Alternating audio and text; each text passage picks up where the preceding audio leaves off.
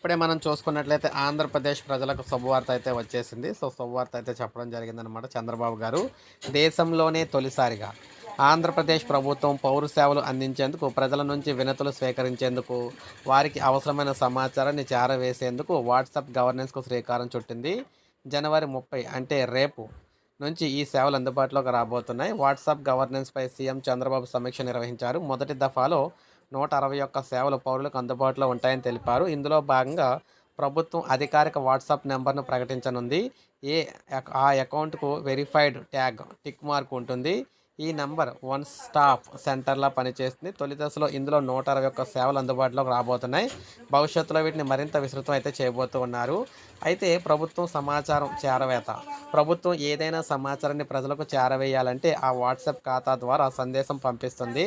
ఉదాహరణకు 1 భారీ వర్షాలు, వరదల కారణంగా రాష్ట్రంలోని అన్ని విద్యా సంస్థలకు సెలవులు ప్రకటిస్తున్నారు. 2 మీ ప్రాంతాల్లో విద్యుత్ సబ్‌స్టేషన్లు మరమ్మతుల కారణంగా ఫలానా సమయంలో విద్యుత్ సరఫరా ఉండదు. 3 వైరస్‌ల వ్యాప్తిలో ఉన్నందున ఈ జాగ్రత్తలు తీసుకోండి. 4 మీ ప్రాంతాల్లో పిడుగులు పడే అవకాశం ఉంది, అప్రమత్తంగా ఉండండి. 5 మీ ప్రాంతాల్లో ఈ అభివృద్ధి పనులు జరుగుతున్నాయి. అలాంటి సమాచారం ఒకేసారి కోట్ల మందికి చేరవేస్తారు. వినతులు స్వీకరిస్తారు కూడానా.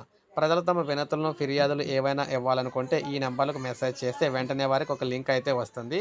అందులో సంబంధిత వ్యక్తి పేరు, ఫోన్ నెంబరు, చిరునామా పొందుపరిచి వినతిని టైప్ చేస్తే సరిపోతుంది. వెంటనే వారికి ఒక రిఫరెన్స్ నెంబర్ కూడా వస్తుంది.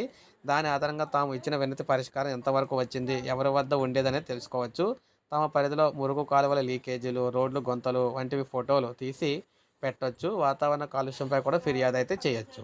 ఇక ప్రభుత్వ పథకాల సమాచారం. ప్రభుత్వం అమలు చేస్తున్న వివిధ సంక్షేమ పథకాలు, అభివృద్ధి కార్యక్రమాలకు అర్హతలు, పథకాలకు లబ్ధి గురించి కూడా ఈ వాట్సాప్ నంబర్‌కు మెసేజ్ చేసి తెలుసుకోవచ్చనమాట.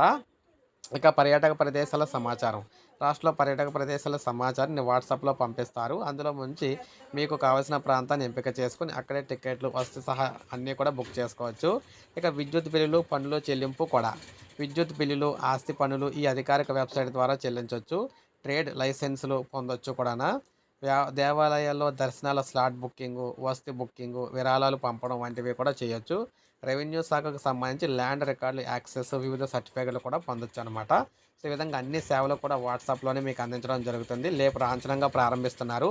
రేపు మళ్ళీ మీకు ఆ నెంబర్‌తో మరొక వీడియో చేస్తాను. ఏ నెంబర్ అయితే ఇచ్చారో ఏంటనేదిని. ఒక లైక్ చేయండి. సబ్స్క్రైబ్ చేసుకోకపోతే మన ఛానల్ సబ్స్క్రైబ్ చేసుకోండి.